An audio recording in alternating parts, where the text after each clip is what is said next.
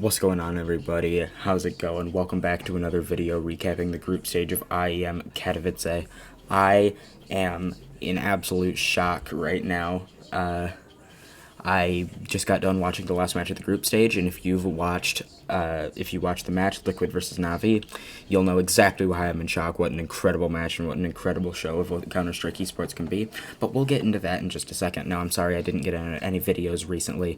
Over the weekend, in the last 2 days, I had some family stuff to take care of, and unfortunately, it didn't allow me to end up being here to record any videos, but I did get to watch all the matches, so I do have commentary and thoughts on everything that happened, and I'll kind of go through the stuff that I didn't cover over the last few days pretty quickly, and I'll get into my thoughts on some of the more important matches that had unexpected outcomes and such. First up was Astralis versus EG. Astralis defeated EG. This was expected. Evil Geniuses coming from NA, unfortunately not able to take down Astralis for them. But I think that was expected. Team Spirit beat Heroic. Heroic didn't look great in this match, but Spirit are surely proving themselves as contenders going forward. Being a CIS team, they're up there with the likes of Navi, Virtus Pro, and Gambit.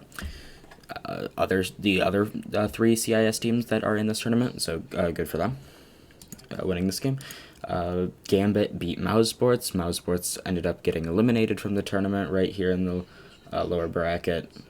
Put up a good show, but unfortunately wasn't able to pull it out. G2 eliminated Big. Big is a top team in the world right now. I think they're ranked number 4th on HLTV. So, big win coming out there for G2.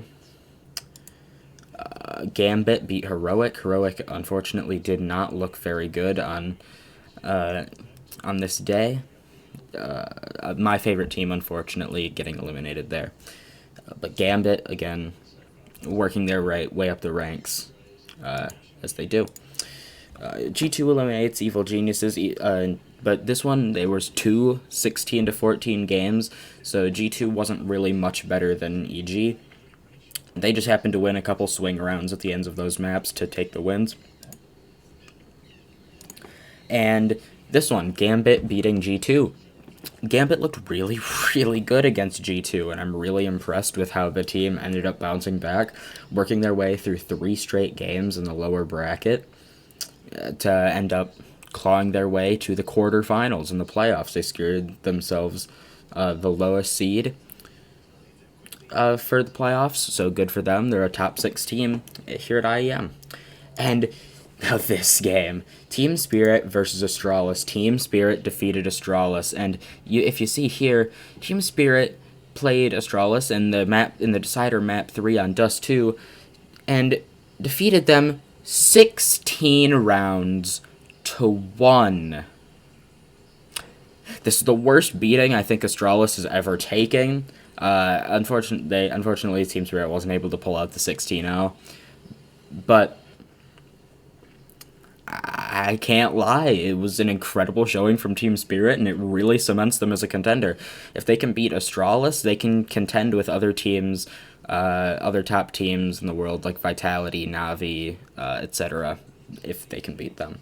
So, good for Astralis, and they were the 2nd CIS team to qualify for the playoffs of the 4 that were there. So, Liquid taking down Vitality. This was an incredible match that I got to watch. Fallen looked insane. Fallen has been playing really good recently, and it almost looks like the full return of Fallen here with Team Liquid. And good for them taking down Vitality. Zywoo hasn't been playing great, or didn't play great in this match at least. And it gave Liquid the edge, and they ended up being able to squeak out the last 2 maps and secure themselves a playoff spot there. Navi beating Furia. Not much to say about this one, just Navi being the better team. Simple's an incredible opper, and someone that can carry any team to a victory. But Furia looked good on their map pick. They worked everything out, and Furia didn't get decimated, so that was good for them. Then Furia defeated FaZe Clan. Furia eliminated FaZe Clan from this tournament and ended up moving them into the last round of the lower bracket for a chance to go to the finals. They looked really good. FaZe Clan did take a map, but Furia, both of the maps that they won, kept FaZe Clan to single digits. So, honestly, a great showing from Furia, and not a phenomenal showing from the new IGL for FaZe, Kerrigan. He hasn't been looking great recently, but I think maybe with more time, is what they need. Of course, bringing in Twists and Kerrigan more recently over the last few months. So, then this match, Vitality versus Virtus Pro, a match that kicked off this morning. This was a crazy show. VP ended up taking Inferno in overtime against Vitality and winning Overpass by 4 rounds to eliminate Vitality and ZywOo from this tournament. ZywOo being the #1 rated player on the HLTV rankings in 2020. Incredible showing from VP, and that put them with a chance to qualify for playoffs. And that's exactly what they did. VP became the third team, or actually the fourth CIS team, because Navi was already guaranteed a spot. So they became the fourth CIS team to secure a spot in the playoffs, which means 4 of the 6 playoff spots will go to CIS Counter-Strike teams. Furia didn't look terrible. Virtus Pro put up a really good show on Mirage. They were down 9-1 at one point and ended up winning it 16-10. So, good comeback there, and Virtus Pro qualifies for playoffs. Now this game,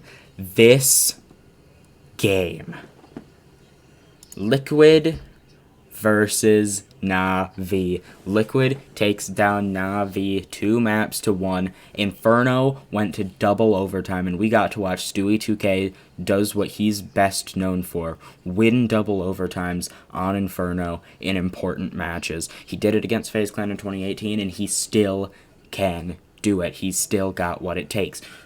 He looked incredible on this one. Grim for Liquid looked really good. And not discounting what Navi did. Navi looked great. Boomage looked phenomenal. Simple was playing great on the op.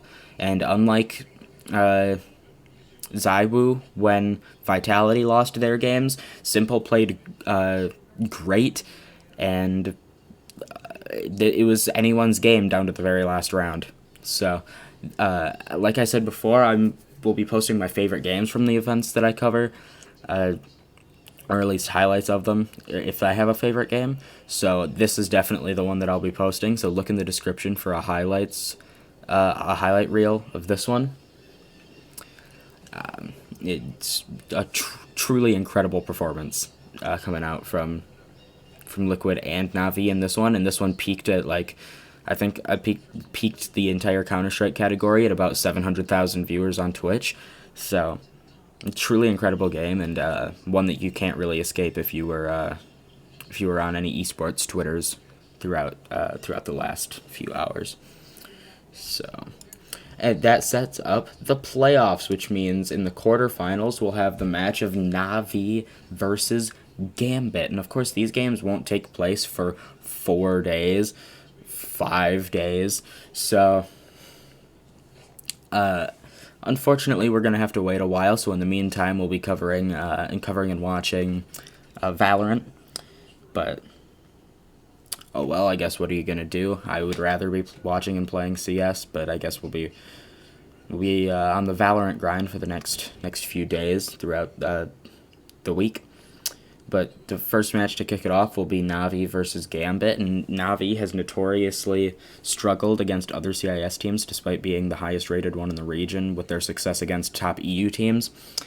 This match could go either way. I'm going to pick Navi. I think Navi will close it, but there's always a chance that Gambit could surprise us. Gambit has looked really good and defeated some top teams recently, so good for them, and we'll see what they got there. Astralis versus Virtus Pro. Now this one, again, I think is a pretty pretty much a lock. I think Astralis can win this one, but who knows? Virtus.pro surprised me today. Virtus.pro got played 2 matches today and 2-0'd them both against Vitality and Furia, both top 10 teams in the world. Vitality being the literal top-rated team in the world on the HLTV rankings as of about 6 days ago, the last time it was updated. So an incredible win for Virtus.pro coming out there. I think they have a chance against Astralis, but I'm going to have to pick Astralis because, I mean, how can I pick against them, really? So thank you guys so much for watching. I hope you guys enjoyed this video. Yep, I'll be back with coverage of the playoffs when it comes out. Obviously, with less matches, there'll be a little more in-depth detail looking at the box scores and such for those matches and kind of breaking down what happened in them rather than just showing the results and only showing the results. I'll have a little more time since there'll be less matches, so look forward to that. And in the meantime, I'll be uploading reviews of what's been going on in the North American and European Valorant scenes, and possibly Brazil, whatever I suppose I feel like. I don't know, there's not a whole lot. I feel like there's less in Valorant. I feel like there's less coverage of the actual games in Valorant, so I might be looking for more games to actually show, so I might be showing more regions and multiple in the same video. So thank you guys so much for watching. I will talk to you guys in my next video, and peace.